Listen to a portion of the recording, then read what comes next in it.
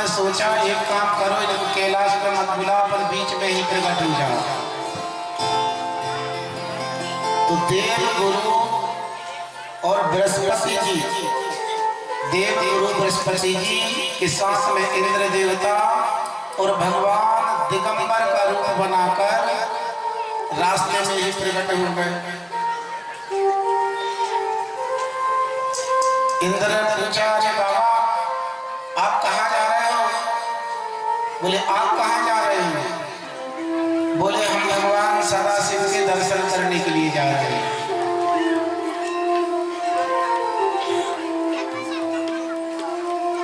अब देखिए भगवान सदाशिव ही ब्राह्मण के वेश में है और इंद्र देवता कह रहे हैं कि हम भगवान शंकर जी के दर्शन करने के लिए जा रहे हैं। और स्वयं भगवान सदाशिव पूछ रहे हैं। देवराज इंद्र ने कहा हम भी भगवान सदाशिव के दर्शन करने जा रहे हैं। आपने कहीं देखे हैं क्या उनको? अरे आपने कहीं देखे हो तो बताओ।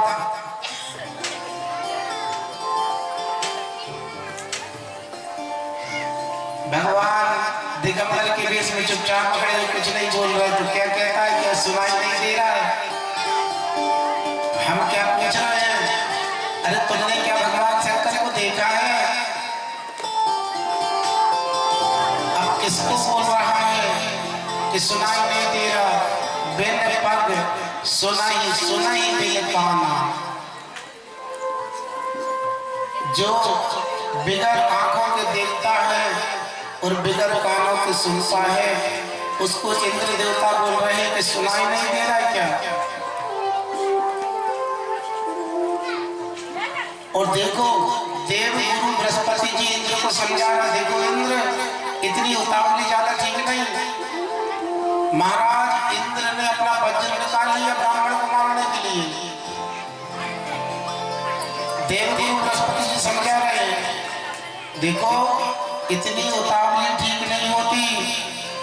और जैसे ही इंद्र ने वज्र उठाया मारने के लिए, उसी समय भगवान शंकर जी ने इंद्र के हाथ को स्तंभ कर दिया। जैसा खड़ा का खड़ा, एक जगह, न लटके न मटके न सटके, एक जगह। अपन लोगों के हाथ हो जाता है, पैर हो जाता है ना, अपन लोग क्या कहते हैं? लकवा मार गया। क्या बोलते हैं?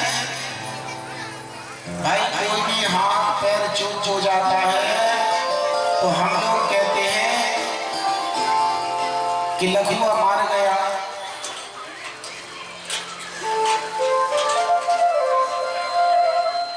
यहाँ पे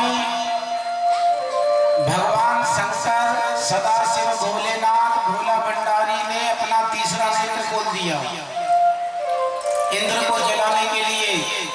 ऐसे क्रोध में बढ़ गए। जैसे ही तीसरा नेत्र खोला है, देव गुरु बृहस्पति जी इंद्र के बाजू में खड़े हो गए, सामने खड़े हो गए। हे भोलेनाथ, हे सदाशिव, हे दयालु, हे दीन दयाल, त्राहिमाम त्राहिमाम त्राहिमाम, रक्षा करिए रक्षा करिए। और आपने जो नेत्र खोला है तीसरा, इससे देवराज इंद्र जलकर राख पर ढेर हो जाएंगे। हे भोलेनाथ, त्राहिमाम त्राहिमाम, नमो देवाधिदेवाय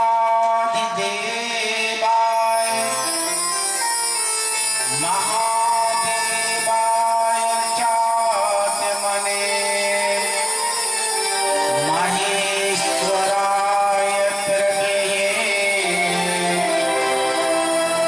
त्र्यंबकाय कपलुदिने। हे भोलेनाथ, रक्षा करो रक्षा करो। आपकी महिमा अनंत है। उस महिमा को जो इंद्र देवता नहीं समझ रहा। हे भोलेनाथ, हे भोले भंडारी, हे दयालु, इंद्र देवता को क्षमा करिए,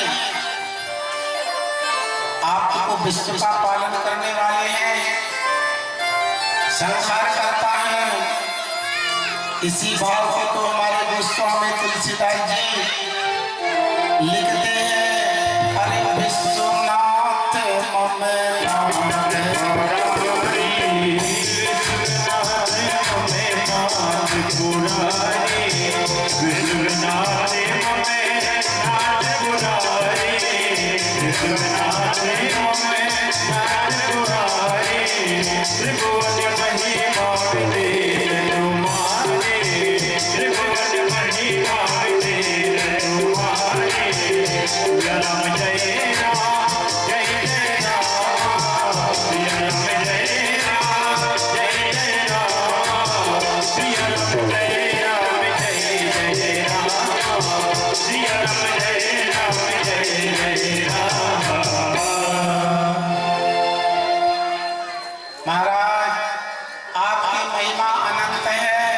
कृपया कर इंद्र देवता को रक्षा करिए।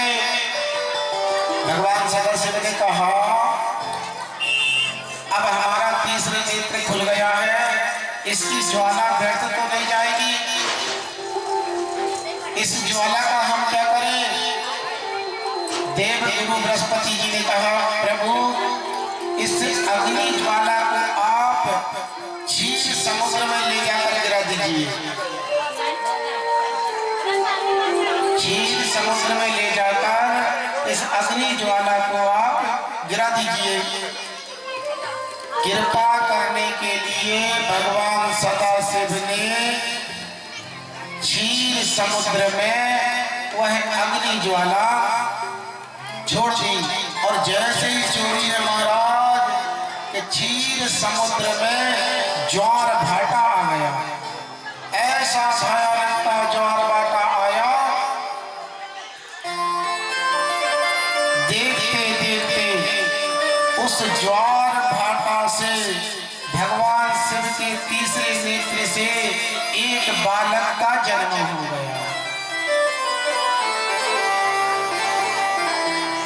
जैसे ही उस बालक का जन्म हुआ, ब्रह्मा जी को पता लगा, तो ब्रह्मा जी उस बालक को देखने के लिए आए। और ब्रह्मा जी ने जैसे ही उस बालक को उठाया और गोदी में लिया, तो महाराज उस बालक ने ब्रह्मा जी का गला पकड़ लिया। अब ब्रह्मा जी छुड़ा, बेटा छोड़, बेटा छोड़, बेटा कहाँ छोड़ने वाला है? छोड़ने तैयार नहीं हो रहा। इतने जोर से ब्रह्मा जी का गला दबाया उस बालक ने कि ब्रह्मा जी की आंखों से आंसू निकल गए। और वे ब्रह्मा जी के आंसू उस बालक के मुंह में चले गए।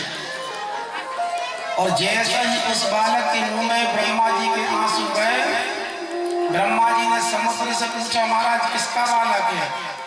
बोले महाराज पता नहीं, यहीं से निकला है समुद्र में से। तो बोले क्या नाम है? बोले मालूम नहीं। तो बोले मैं आज से इस बालक के नाम की घोषणा करता हूँ, इसका नाम होगा जलंधर, क्योंकि इसने मेरे आंसुओं को पिया है, इसलिए इसका नाम होगा जलंधर। महाराज जब जलंधर बड़ा हुआ, एक बार अपने सभी साथियों के साथ में बैठा था, तो धीरे धीरे चर्चा चलने लगी। एक दूत बोलता है, महाराज जब समुद्र मंथन हुआ था ना, तो इन देवताओं ने हमारी नाक में दम करके रखा था।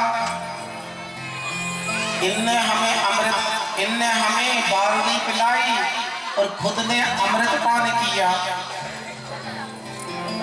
और हमारा एक साथी था जिसको इनने सुदर्शन चक्र से उसका गला काट दिया था।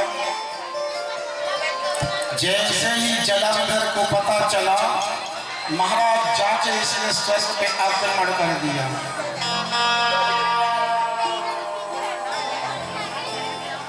देखो आप लोग कथा में बहुत हल्ला कर रहे हैं, कि नहीं कर रहे? हमारी संगीताचार्य थोड़े शांत हो जाए, अब नई लोगों को कथा कर लेंगे।